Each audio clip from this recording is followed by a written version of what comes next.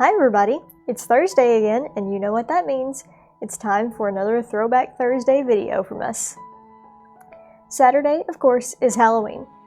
To help you get in the right mood for the fall festivities, we decided that today would be a great time to show off a certain part of our genealogy collection.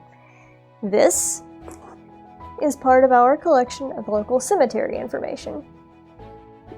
Of course, cemeteries don't necessarily need to be frightening, even though today we are talking about them in conjunction with Halloween. Cemeteries can be very peaceful places though, and even more relevant for us, they can be a great way to help you feel more connected to your ancestors. A lot of times, cemeteries can contain helpful genealogical information. If gravestones are still present and legible, you can often use those to find family members' birth and death dates.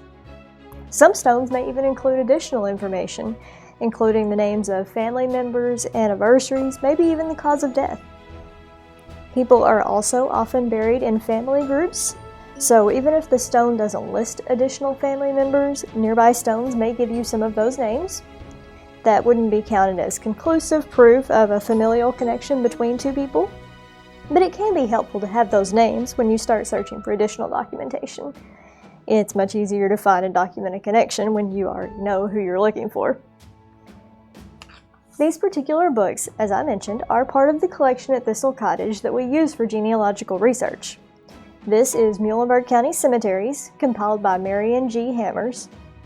There are 4 books, separated by approximate location within the county, and these 4 books contain a total of 271 cemeteries, all that could be located at the time, and more than 28,000 grave listings dating back to 1800.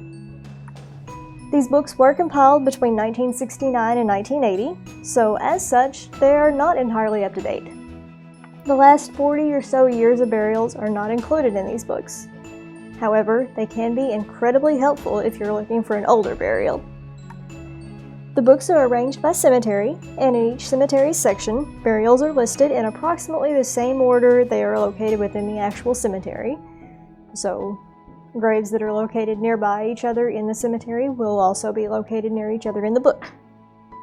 Each listing includes the complete inscription from the gravestone, and additional information is also sometimes included, such as the gravestone's condition. Each book also includes an index of names, so you don't necessarily have to know which cemetery your relative is buried in.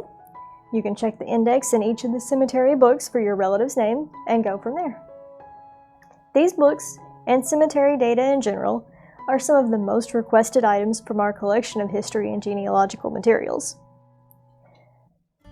Unfortunately, these books are the most recent listing that we have for a lot of our local cemeteries.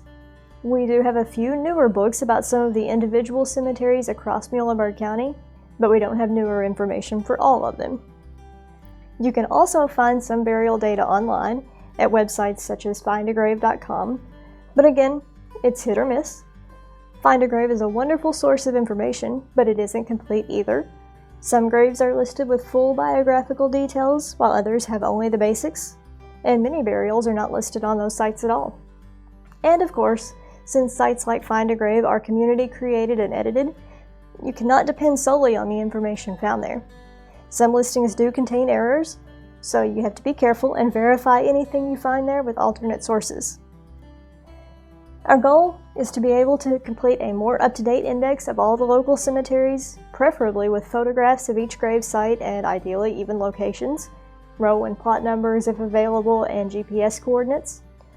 Of course, that is a very labor-intensive and time-consuming process, so we have not been able to complete that project yet, but it does remain on our wish list, and staff continue to work toward completion of that project as time allows. Hopefully, one day we will be able to offer that updated index for our community members and visitors.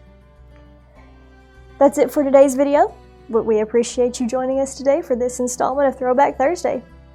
Thanks for watching, and we hope you have a happy Halloween if you celebrate it, and a great week either way.